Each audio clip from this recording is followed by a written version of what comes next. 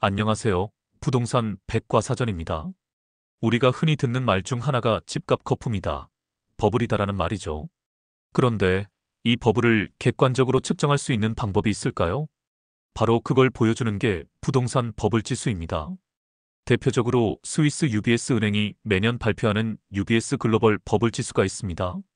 토론토, 홍콩, 미넨, 프랑크푸르트, 밴쿠버 같은 도시들이 항상 상위권에 올라오고 지수가 높으면 높을수록 거품이 심하다, 조정 가능성이 크다는 신호로 해석됩니다. 우리나라에서도 PIR, 즉 소득 대비 집값 비율, 전세가율, 거래량 대비 가격 지수 같은 국내형 버블 지표를 통해 시장을 진단할 수 있습니다. 오늘은 글로벌 버블 지수 사례를 살펴보고 한국의 서울, 세종, 부산, 대전 같은 주요 도시가 지금 어느 단계에 있는지 분석해 보겠습니다. 먼저 버블 지수를 제대로 이해하기 위해선 세계 주요 도시 사례를 살펴보는 게 좋습니다. 대표적인 기준은 스위스 UBS 은행에서 매년 발표하는 UBS 글로벌 부동산 버블 지수입니다. 이 지수는 몇 가지 핵심 변수를 종합해 산출됩니다. 가구 소득 대비 집값 비율, PIR, 임대 수익률, 전세와 월세 수익률, 장기 평균 대비 가격 괴리, 대출 증가 속도와 금리 상황, 즉 소득과 임대료로 감당할 수 있는 수준보다 집값이 과도하게 올랐는가를 수치화하는 지표입니다. 첫째, 대표적 버블 도시 홍콩입니다. 홍콩은 2010년대부터 글로벌 버블 지수 1위를 기록해왔습니다. 소득 대비 집값 비율이 무려 20배를 넘기도 했습니다. 즉, 연봉을 한 푼도 쓰지 않고 모아도 20년이 걸려야 집 한 채를 살 수 있다는 계산이죠. 이런 극단적인 버블 때문에 홍콩은 정부가 꾸준히 부동산 억제책을 내놨지만 여전히 세계에서 가장 집 사기 어려운 도시로 꼽힙니다. 둘째, 캐나다의 쌍두마차라고 하는 토론토와 밴쿠버입니다. 캐나다 토론토와 밴쿠버도 2010년대 중반 이후 버블 지수 상위권에 이름을 올렸습니다. 저금리와 외국인 투자 자금 유입으로 가격이 급등했기 때문입니다. 특히 밴쿠버는 중국 본토 투자자들의 집중 매수로 집값이 폭등했는데 결국 캐나다 정부가 외국인 취득세, 빈집세 같은 강력한 규제를 내놓았습니다. 셋째, 독일의 버블 도시 미넨과 프랑크푸르트입니다. 독일은 전통적으로 임차 시장이 강했지만 2010년대 이후 초저금리와 인구 유입으로 미넨, 프랑크푸르트 집값이 폭등했습니다. UBS 지수는 이 두 도시를 심각한 버블 위험 단계로 분류했습니다. 넷째, 도쿄입니다. 일본 도쿄는 1990년대 버블 붕괴를 겪은 대표적 도시입니다. 현재는 가격 수준이 높지만 소득 대비 비율이나 임대 수익률을 고려하면 버블 위험은 제한적으로 평가됩니다. 즉, 버블이라는 게 단순히 가격이 비싸다가 아니라 경제적 기반과 괴리된 상승인가가 핵심이라는 걸 보여줍니다. 이처럼 세계 주요 도시들의 사례를 보면 버블 지수는 단순한 집값 고저가 아니라 소득과 임대료, 금리, 정책과의 불균형을 측정하는 도구라는 걸 알 수 있습니다. 이번엔 한국 주요 도시 버블 수준을 진단해 보겠습니다. 첫째, 구조적 버블 위험이 있는 서울입니다. 서울은 국내에서 가장 버블 지수가 높게 평가되는 도시입니다. 소득 대비 주택 가격 비율, 즉 PIR이 2024년 기준 서울은 약 15배입니다. OECD 평균이 8배 수준이라는 점을 감안하면 2배 가까이 높은 수준입니다.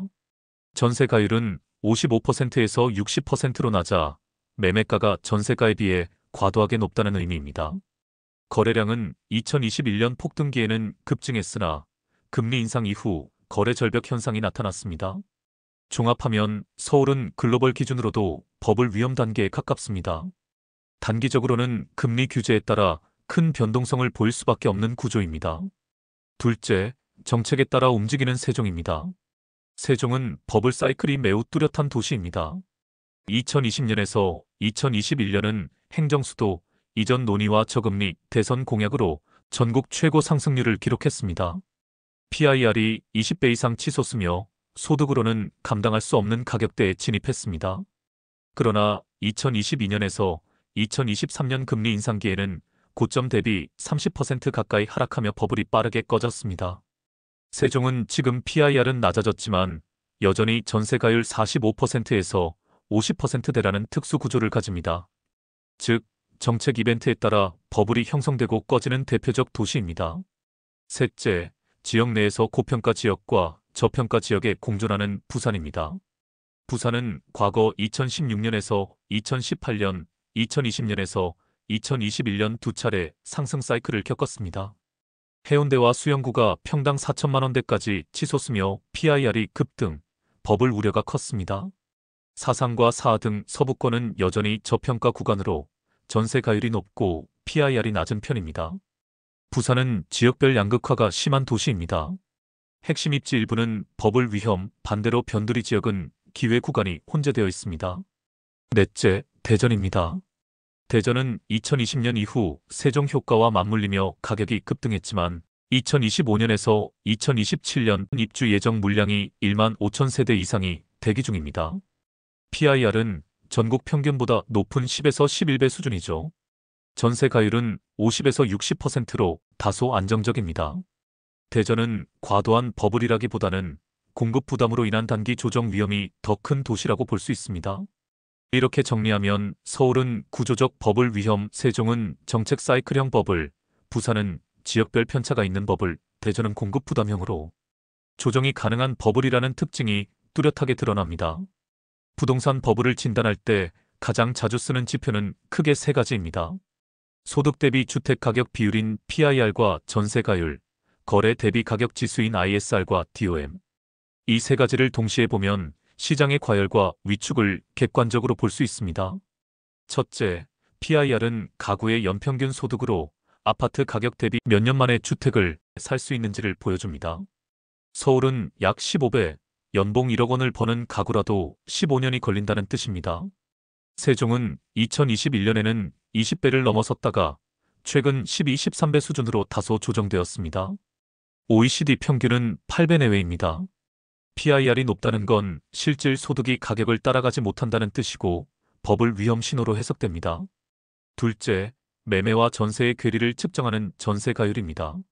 전세 가율은 전세 가격에서 매매 가격을 나눈 값입니다. 즉, 전세 가율이 낮으면 매매 거품이 위험으로 평가되고 전세 가율이 높으면 매매 전환 압력을 의미합니다. 셋째, 거래 대비 가격 지표 ISR과 DOM입니다. ISR, 인벤터리 투 세일즈 레이트 또는 매물과 거래의 비율입니다. 즉, 매물이 쌓이는 속도를 보여줍니다. 6 이상이면 약세 신호이죠. DOM, 데이즈 온 마켓은 평균 매물 체류일을 말합니다. 즉, 매물이 시장에 머무는 기간으로 길어지면 체결이 안 되는 약세, 짧아지면 체결이 활발한 회복 신호로 봅니다. 예를 들어 대전은 ISR이 6 이상으로 치솟고 DOM도 길어져서 공급 부담형 약세를 보여줍니다. 세종은 ISR이 높지만 특정 코어 벨트는 DOM이 짧아 급매 위주 거래가 이뤄집니다. 거래 지표는 PIR과 전세 가율보다 빠른 선행 신호로서 의미가 큽니다. 보는 순서는 PIR로 가격 수준을 확인한다. 전세 가율로 매매와 전세 괴리를 본다. ISR, DOM으로 단기 체결 흐름을 읽는다. 이 세 가지를 함께 보면 거품이냐, 저평가냐, 혹은 조정 구간이냐를 입체적으로 파악할 수 있습니다. 부동산 버블은 단순히 시장 참여자의 심리로만 만들어지지 않습니다. 금리와 정부 정책이라는 두 축이 직접적으로 영향을 미칩니다. 코로나 이후 전 세계가 초저금리 체제에 들어섰을 때 한국도 마찬가지로 기준금리를 0.5%까지 내리면서 대출금리가 역사상 최저 수준에 도달했죠. 서울 PIR은 2019년 11배에서 2021년 15배로 치솟았습니다. 세종 PIR은 20배를 넘어섰습니다. 거래량은 2019년 대비 2배 이상 폭증했고 신고가 거래가 이어졌습니다. 여기에 더해 행정수도 이전 같은 정책 기대감이 붙으면서 세종은 전국 최고 상승률을 기록했습니다. 즉, 저금리와 공급 지연, 정책 기대감으로 버블 증폭기였습니다. 하지만 2022년부터는 상황이 완전히 반전됩니다. 미국의 급격한 금리 인상에 맞춰 한국은행도 기준금리를 3.5%까지 올렸습니다. 대출금리가 6%를 넘어서면서 레버리지 투자자들이 버티기 어려워졌습니다. 세종은 고점 대비 30% 가까이 하락하고 서울 강남권도 매수세가 멈추면서 거래가 급격히 감소했습니다. 부산과 대전 등 지방광역시는 더 큰 낙폭을 보였습니다. 동시에 대출 규제와 세제 강화가 겹치며 매수 심리는 얼어붙었습니다. 즉, 고금리와 규제는 버블 붕괴 신호였습니다. 2024년 들어 금리 인상 사이클이 멈추고 일부 완화 조치가 나오면서 시장은 반등을 시도했습니다. 그러나 2025년 627 대출 규제, 97 부동산 대책이 발표되면서 다시 불확실성이 커졌습니다. 서울은 호가만 버티고 거래는 줄어들었으며 세종은 매매가 버텼지만 추가 반등은 제한적이었죠. 부산과 대전은 공급 부담 때문에 반등이 약했습니다. 결국 부동산 버블은 금리와 정책이 증폭시키고 꺼뜨리는 사이클이라는 사실이 다시 한번 입증된 겁니다. 그렇다면 어떻게 대응해야 할까? 한국 부동산은 지금 서울은 여전히 버블 위험이 있고 세종은 정책 민감형 조정기입니다. 부산은 지역별로 양극화가 있고 대전은 공급 부담형 약세입니다. 투자자는 단순히 집값이 오르냐, 내리냐가 아니라 버블 지표와 구조적 요인을 함께 보면서 지역별 맞춤 전략을 세워야 할 때입니다. 서울은 단기 투자 매력은 낮습니다. 실수요자라면 금리 안정과 거래 회복 신호가 나타난 뒤 진입하는 것이 안전합니다. 세종은 코어 벨트를 중심으로 선별 매수를 해야 합니다. 외곽은 추가 조정 가능성이 크므로 학군과 행정 중심 코어 단지를 위주로 급매를 선별해야 합니다. 부산은 지역별 차별화 전략입니다. 해운대와 수영은 신고가 추격 매수는 금물이고 반면 서부권의 가성비 단지나 교통호재 인접지는 기회 구간이 열릴 수 있습니다. 대전은 리스크를 관리하면서 향후 입주 물량 소화까지 시간이 필요합니다. 실거주 목적 외에는 단기 진입은 피하는 것이 합리적입니다. 이상 부동산 백과사전이었습니다. 구독, 좋아요 감사합니다.